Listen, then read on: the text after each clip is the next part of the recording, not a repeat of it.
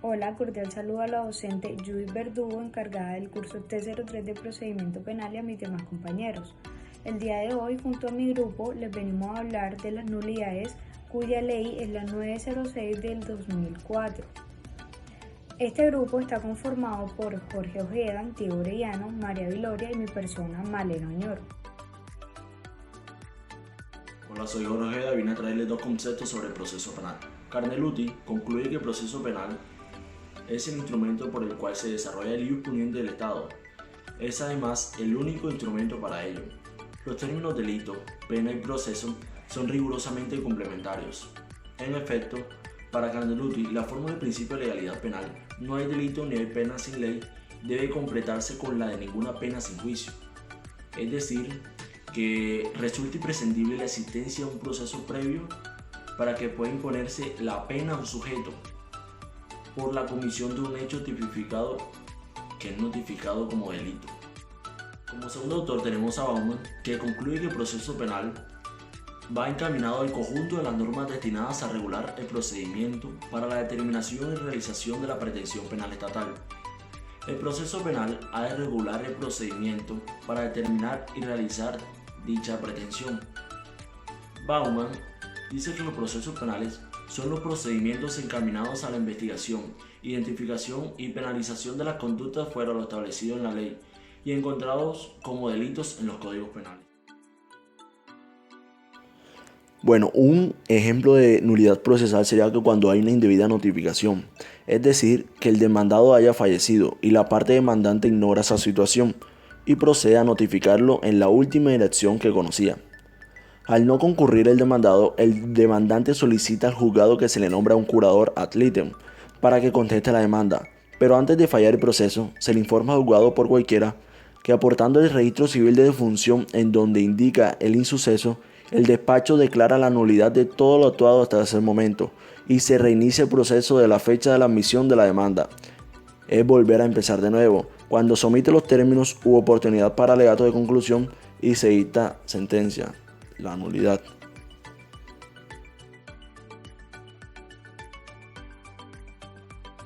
Hola, me presento de nuevo, mi nombre es Malena Oñoro, y dejando claro que hay diferentes clases de nulidades en el proceso penal, yo les voy a hablar de la nulidad derivada de la prueba ilícita, que es el artículo 455 del Código de Procedimiento Penal.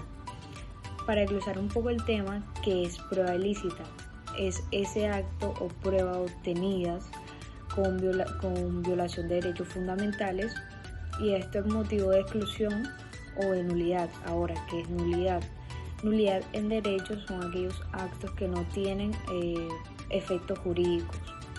El artículo 455 nos dice que para los efectos se debe considerar al respecto los siguientes criterios: el vínculo atenuado, la fuente independiente, el descubrimiento inevitable y los demás que establezca la ley. El artículo 23 antes citado del mismo código nos dice que toda prueba obtenida con violación de las garantías fundamentales será nula de pleno derecho, por lo que deberá excluirse del proceso penal. Ahora, si nos vamos al vínculo atenuado, podemos resumirlo que aunque la prueba no sea lícita, a veces, en ciertos casos, pues cabe en el proceso, puede ser admisible atendiendo el principio de la buena fe. Podemos resumirlo que es aquella prueba o evidencia que tiene un origen distinto. Cabe resaltar que prueba ilícita es la que se sale de la norma del procedimiento penal. Ahora, la tercera, que es el descubrimiento inevitable, pues es admisible si el órgano acusatorio demuestra que la prueba fue obtenida por un medio lícito. Por ejemplo, sabemos que para los allanamientos se necesita una orden del juez, una autorización. Eso es un ejemplo pues que el órgano acusatorio puede demostrar. Otros casos sería pues en una confesión que no sea bajo tortura, que no sea bajo soborno. Eso serían pruebas ilícitas.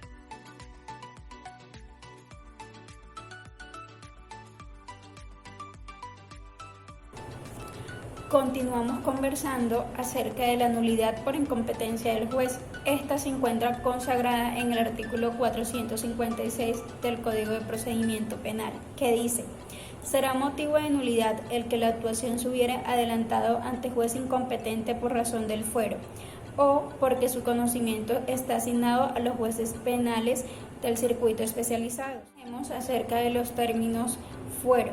Según su génesis, un privilegio que se confiere a determinados servidores públicos para salvaguardarlos de eventuales acusaciones sin fundamento, así como para mantener el equilibrio entre los poderes del Estado.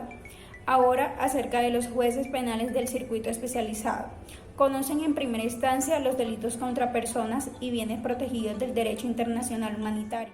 En el artículo 35 del Código de Procedimiento Penal habla acerca de los jueces penales de circuitos especializados. Estos conocen de, primero, genocidio; segundo, homicidio agravado según los numerales 8, 9 y 10 del artículo 104 del Código Penal; tercero, lesiones personales agravadas según los numerales 8, 9 y 10 del artículo 104 del Código Penal; cuarto, los delitos contra personas y bienes protegidos por el derecho internacional humanitario; quinto, secuestro extorsivo o agravado según los numerales 6, 7, 11 y 16 del artículo 170 del Código Penal; sexto, desaparición forzada; séptimo, apoderamiento de aeronaves, naves o medios de transporte colectivo; 8, tortura. En total son 32. Lo establecido en el artículo 456 nos indica con claridad que, según se advierte, la norma contrae este motivo específico de nulidad a la incompetencia por el factor subjetivo cuando se trata de procesado aforado y por la naturaleza del asunto, siempre que corresponda a un juez penal del circuito especializado y se ventile ante uno de inferior categoría. Continuamos conversando acerca del ejemplo que les traigo a colación para mejor comprensión de esta clase de nulidad. El fiscal delegado ante los juzgados penales municipales está legitimado para instruir o intervenir en procesos de competencia de esta categoría de jueces. El seccional en los asuntos que corresponden al juez penal del circuito y el fiscal delegado ante el tribunal, en los casos que son propios de esta colegiatura, con lo cual se preserva la jerarquía institucional y la condición subjetiva de la persona investigada o sometida a juicio. Con este entendimiento, se tiene que en el esquema consagrado en la Ley 906 del 2004, la nulidad por falta de competencia solo está prevista para ser invocada en relación con los jueces.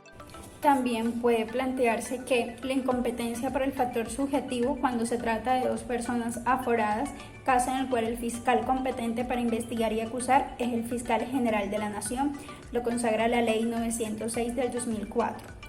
En aquellos asuntos donde el conocimiento está asignado a los jueces penales del circuito especializado, como segundo. Muchas gracias.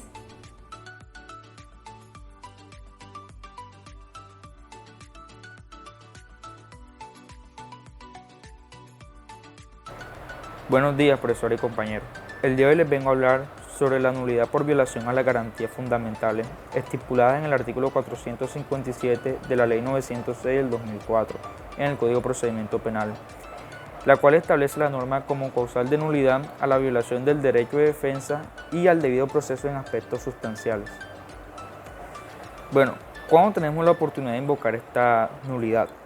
Cuando atenta contra el debido proceso con un juez de garantía ante la posibilidad de una nulidad absoluta o relativa haga caso omiso de resolverla, dejando avanzar dicho proceso, porque solo esta en la audiencia de formulación de acusación puede esbozarse o resolverse. Sin sentido, porque el proceso se adelantaría a sabiendas de unas irregularidades insubsanables. La falta de competencia o jurisdicción, cuya declaración podría hacerla el juez de conocimiento al inicio del juicio. Las nulidades absolutas que se planteen antes de la audiencia de formulación de acusación deben ser decididas por el juez de garantías, salvo que nadie haya preparado en ella y deba extremarse su decisión hasta el inicio del juicio. De igual forma, cuando el juez de conocimiento en sede de audiencia de formulación de acusación debe analizar, por ejemplo, la legalidad de la captura, para efecto de determinar si el acusado fue o no capturado en flagrancia. Y es importante que el juez siempre tenga en cuenta los derechos durante la investigación penal, ya que este no debe tener en cuenta las pruebas obtenidas en un proceso en donde se vulneren los derechos fundamentales, puesto que este pone en peligro el funcionamiento, el aparato judicial y de la misma legalidad del proceso. Bueno, un ejemplo de esta nulidad sería una persona que fue capturada el 15 de agosto y posterior a eso su audiencia de legalización de captura sería el 16 de agosto y a esta persona no se le brinda un abogado de oficio y el cual manifiesta que no tiene un abogado de confianza, violándole así su derecho de defensa. Muchas gracias.